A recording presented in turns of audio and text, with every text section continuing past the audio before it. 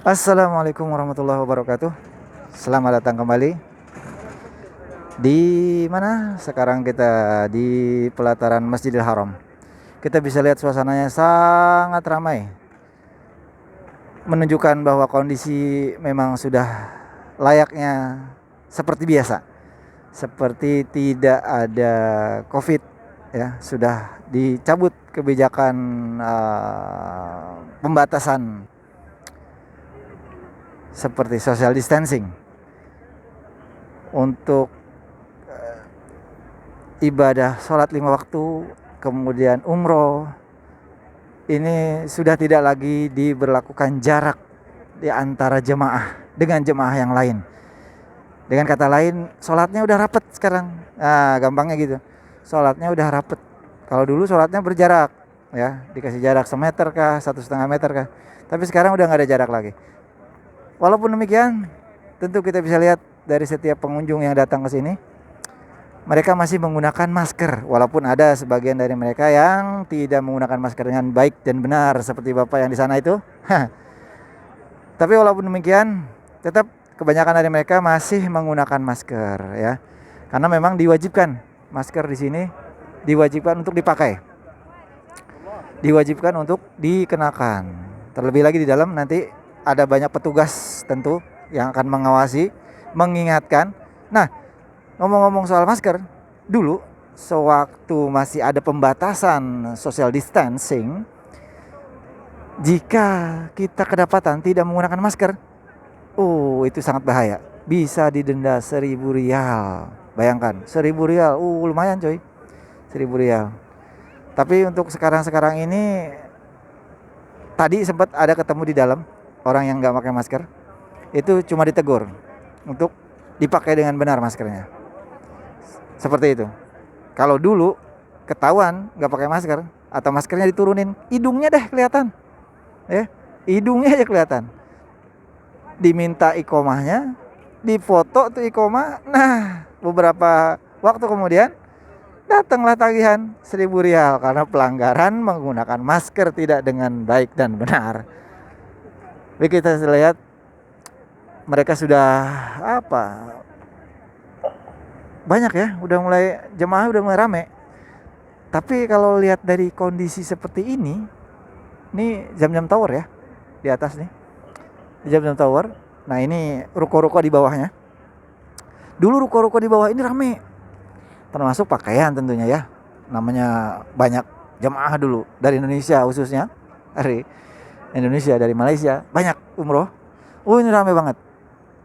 Tapi ternyata tadi waktu saya cek ke bawah, toko pakaian ada juga sih, cuman banyak yang tutup begitu. Karena memang umroh dari luar negeri, khususnya dari Indonesia lah ya. Kalau orang-orang Turki tadi saya lihat banyak. Ada yang dari Turki, ada yang dari Kurdistan tadi. Mereka banyak udah pada masuk. Tapi mobil khusus dari Indonesia nih belum ada nih. Nggak tahu kenapa nih. Entah dari pemerintahnya kurang, lobbynya kurang begitu ke Saudi atau bagaimana lah. Kurang, mereka belum datang ke sini. Belum saya lihat ada jemaah Indonesia yang datang. Tapi jemaah yang lain banyak. Dari Turki tadi saya bilang, dari Kurdistan itu udah mulai pada masuk. Dan tadi saya lihat juga kedai di dalam sana ada tempat makan. Biasanya di situ ada tulisannya Malaysia. Ternyata itu tutup tuh kedainya. Ya karena itu tadi pengunjungnya nggak ada. Banyak toko-toko baju, toko makanan yang mereka sudah tutup ya. Karena selama masa pandemi ini dari tahun 2020 saya ingat 2020 mereka lockdown dan itu berlangsung selama 3 bulan. Coba bayangkan, 3 bulan nggak ada pengunjung sama sekali. Ya gulung tikar lah ya, begitu. Tapi alhamdulillah sekarang mulai ada lagi kegiatan ekonominya. Ya mudah-mudahan dengan tidak dibatasi lagi social distancingnya, bangkit lagi gairah untuk beribadahnya. Mudah-mudahan Allah lindungi kita di sini, jangan sampai kena corona. Walaupun sudah seperti ini kondisinya, crowded, sudah padat begitu, udah nggak ada social distancing. Ya mudah-mudahan kita terjauh dari virus corona. Mudah-mudahan Allah jaga. Walaupun dengan kondisi seperti ini tetap pakai masker ya kondisinya. Bagi teman-teman yang mau berangkat ke Saudi untuk umrohan, ya kondisinya sekarang seperti ini. Kita bisa lihat. Tetap protokol kesehatan seperti masker mesti harus dipakai. Jaga-jaga, hand sanitizer bawa, ya kan? Karena udah banyak orang seperti ini, semua bisa kontak baik langsung maupun tidak langsung, ya. Ini sangat berbahaya, ya. Kalau dulu kita sangat hati-hati untuk tidak menggunakan barang secara bersamaan, barang seperti Al-Quran, ya. Itu dulu nggak ada Al-Quran di sini. Sekarang alhamdulillah udah ada. Banyak dari mereka yang masih pakai pakaian ihram, ya. Banyak yang mungkin baru pada datang seperti Bapak ini yang barusan. Banyak juga yang sudah umroh kemudian meninggalkan area Masjidil Haram seperti bapak-bapak ini. Mereka sudah selesai, ya, sudah selesai melaksanakan ritual umrohnya. Ya, begini kondisinya kira-kira. Sekarang sudah alhamdulillah normal. Mungkin dalam beberapa waktu ke depan, bila mana pemerintahan kita Indonesia melobi, mungkin lebih aktif begitu untuk melobi kerajaan Saudi, ya. Mungkin jadi saudara-saudara kita yang dari Indonesia akan lebih mudah bisa masuk ke Saudi Arabia, dan tentu dengan syarat-syarat yang ketat. Bisa jadi vaksin, ya. Vaksin yang kedua itu insya Allah harus sudah semuanya divaksin. Dan tentunya ini semuanya mereka harus punya aplikasi Tawakalna atau Itmarna, ya. Untuk punya akses masuk ke Masjidil Haram, mereka harus punya permit, izin, atau orang sini biasa bilang tasreh. Mereka harus punya tuh. Dan tasreh ini dulu sebelum dibuka seperti ini susah dapat tasreh untuk bisa sholat, untuk bisa masuk, untuk umroh deh, ya. Paling enggak untuk umroh itu susah sekali. Susah buat umroh. Nggak bisa mendekati hari H kita berangkat kemudian kita coba untuk dapat izin gitu. Wah, itu satu hal yang mustahil. Tapi kalau kita pakai jalur travel, itu bisa didapat tuh. Entah gimana caranya tuh orang travel, ya. Nah, tapi sekarang alhamdulillah mendekati hari H sekalipun, seperti kemarin saya hari Kamis sorenya berangkat, Kamis sore berangkat atau malam Jumat deh, ya. Malam Jumat berangkat. Itu di hari itu juga, di hari Kamis juga kita bisa dapat tasreh atau dapat permitnya untuk masuk ke Masjidil Haram dalam rangka melaksanakan ibadah umroh. Demikian juga jadwal-jadwal sholat yang 5 waktu. Dulu susah didapat. Sekarang alhamdulillah gampang. Setiap saat kita bisa pilih 5 waktu itu. Kita klik dari subuh atau dari fajar dalam bahasa sininya. Dari fajar sampai isya. Kita bisa masuk gitu. Dan untuk sholat 5 waktu ini dikasih waktu selama 2 jam. 2 jam per waktu sholatnya. Jadi kita kalau mau di dalam bisa aja. Kalau kuat di dalam dari pagi subuh nih, pengen 5 waktu gitu, ya. Dari subuh sampai ke isya di dalam aja. Ya silakan aja. Bawa makanan secukupnya aja, jangan banyak-banyak. Kalau orang sini biasanya makanya makan shawarma. Nah, itu masukin ke dalam tas kecil. Makan shawarma. Tidur di dalam boleh gak sih? Boleh. Asal tahu tempat-tempatnya. Boleh, gak apa-apa. Tidur di dalam, nyantai di dalam. Baca Quran, banyak zikir di dalam.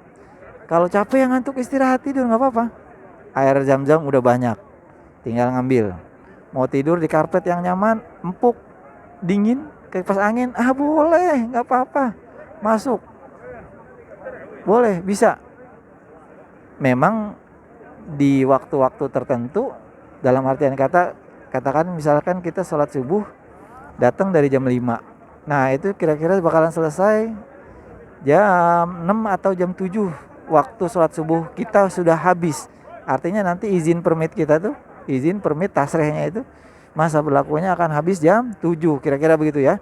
Kemudian datanglah notifikasi bahwasanya kita harus keluar dari kompleks Masjidil Haram karena waktu sholat subuhnya sudah habis. Tapi boleh nggak sih di dalam? Boleh. silakan aja, nggak dicek kok sama sama apa petugas-petugas yang ada di dalam, nggak dicek, anteng aja di dalam, silakan. Kalau mau keluar jam berapa gitu, misalkan mau apa, sholat isyrok, sholat duha misalkan di dalam, ya silakan aja, nggak apa-apa. Mau keluarnya malam juga ya silakan aja, misal siapin makanan, karena bagaimanapun tetap butuh makan ya nggak, lapar juga di dalam. Jadi kalaupun mau di dalam ya silakan, bawa makanan secukupnya, cari tempat yang nyaman untuk istirahat selain untuk ibadah pastinya, baru kita bisa keluar malamnya gitu. Kalau mau keluar masuk setiap waktu sholat juga bisa, nggak apa-apa, itu lebih fleksibel. Beres sholat keluar cari makanan di mana, makanan di sini, ini kita lihat nih makanan nih Tower Zam-Zam, gedungnya tinggi, ada jam gede di atasnya. Nah di bawahnya ini banyak pusat makanan, pusat perbelanjaan, oleh-oleh segala macam, dah beli di situ macam-macam makanan. Cuman memang kalau buat orang Indonesia yang nggak biasa makan makanan luar negeri, aduh makanannya gitu-gitu aja, nggak ada yang namanya pecel ayam, nggak ada nasi uduk pastinya, nggak ada lontong sayur juga, ya adanya kapsah paling, kapsah dari ujung Saudi sampai ujung Saudi itu kapsah aja, kapsah. Ya mau bagaimana lagi, ya makanan orang sini kayak gitu. Kalau jual pecel ayam, jual karedok ya nggak laku juga, orang jemaahnya belum pada datang, siapa yang mau beli?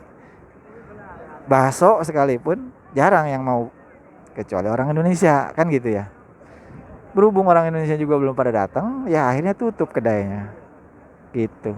Nah balik ke kegiatan ibadah di sini, baik itu sholat 5 waktu maupun umroh, kita diwajibkan untuk memiliki aplikasi yang namanya Tawakalna atau Itmarna. Dari kedua aplikasi ini kita bisa apply, minta izin untuk melaksanakan ibadah umroh ataupun ibadah sholat 5 waktu.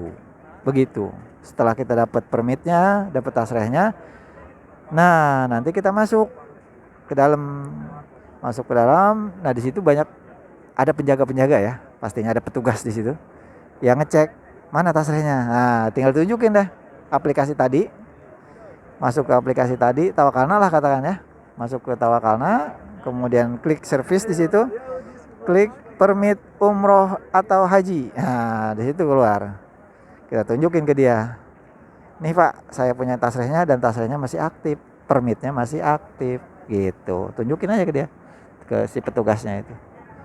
Beres masuk deh gitu, segampang itu ya, segampang itu kalau punya. Kalau nggak punya gimana ya, nggak bisa masuk pemirsa, mana bisa masuk di sini, nggak bisa masuk kalau nggak punya. Nah gitu, sayangnya nggak bisa. Nggak tahu nanti ya kalau orang Indonesia, jemaah dari Indonesia gitu, nggak tahu nih gimana mereka punya aplikasi apa gitu, nggak ngerti juga, belum ada mungkin pembicaraan lebih lanjut. Betul tadi sepenglihatan saya itu orang-orang yang dari Turki, yang dari Kurdistan, mereka ada gelang di tangannya tuh, ada gelang berwarna di tangannya, ada barcode-nya. Nah mungkin itu tuh yang dipakai mungkin ya, kalau mereka punya gelang itu mereka punya akses untuk bisa masuk. Nah begitu, mungkin nggak perlu Tawakalna, nggak perlu Itmarna dan seterusnya, cukup punya gelang itu masuk mereka. Seperti hajian saya tahun 2018 kira-kira, kita dikasih gelang, di gelang itu ada data kita pastinya, data tasreh dan semuanya dah. Nah di gelang itu kita bisa ada data kita maksudnya. Nah tinggal scan aja, tinggal di scan keluar data kita itu, baik izin umrohnya, baik izin hajinya, untuk masuk ke keretanya, transportasinya begitu, karena ada transportasi kereta ya dari Arafah menuju Mina begitu, termasuk juga ke Musdalifah pastinya. Itu ada kereta di situ, pakai kereta listrik. Nah nggak usah bayar lagi, tinggal scan itu, udah beres itu. Nah mungkin juga metode itu dipakai nih buat orang-orang yang dari luar Saudi, mungkin ya, karena tadi saya lihat mereka pakai gelang itu tuh. Ada yang warnanya oranye kalau nggak salah, ada yang warnanya pink. Mereka pakai itu. Mungkin jadi itu yang juga nanti akhirnya dipakai bagi orang-orang dari Indonesia, saudara-saudara kita dari Indonesia. Mungkin. Belum ada pembicaraan, belum ada informasi lebih lanjut. Tapi yang mudah-mudahan, walau bagaimana ya, kerinduan kita ke Baitullah, ya kan? Ya Allah, emang ini udah berapa tahun ya, dari tahun 2020 ya, 2020 sampai sekarang 2021. Alhamdulillah udah dibuka ini hanya untuk domestik yang jelas, tapi orang Turki bisa masuk tadi. Ya mungkin karena pemerintahan Turki lobbynya tuh aktif gitu ya, ketimbang pemerintahan kita begitu. Akhirnya dapatlah izinnya. Ya mudah-mudahan kedepannya lebih aktif lagi dari Kementerian Agamanya, dari pemerintahannya, lobby-lobby politiknya, ya kan. Mudah-mudahan orang-orang Indonesia, wabil khusus saudara-saudara kita di Indonesia udah kangen. Dari tahun 2020 mereka udah yang mau hajian udah oleh Matu Safar, ya kan. Ternyata digagalkan. Gagal, nggak bisa kesini. Ya Allah, kasihan saudara-saudara kita. Secara psikologis mungkin terpengaruh ya. Tadi udah mau berangkat ternyata gagal. Ya Allah. Mudah-mudahan Allah mudahkan semuanya. Bisa untuk datang ke Masjidil Haram, ke Masjid Nabawi, sholat di dalamnya, ziarah ke makam Rasulullah SAW beserta para sahabat di sana, makam Baqi. Mudah-mudahan Allah angkat semua ini COVID-nya. Kita cuma bisa doa, nggak bisa maksa, ya. Cuma bisa doa. Mudah-mudahan Allah angkat. Mudah-mudahan Allah mudahkan bagi semua saudara-saudara kita yang mau berangkat ke sini, baik itu umroh ya ataupun haji, mudah-mudahan bisa dibuka. Ya, demikian. Semoga ini informasinya bermanfaat. Akhirul kalam. Assalamualaikum warahmatullahi wabarakatuh.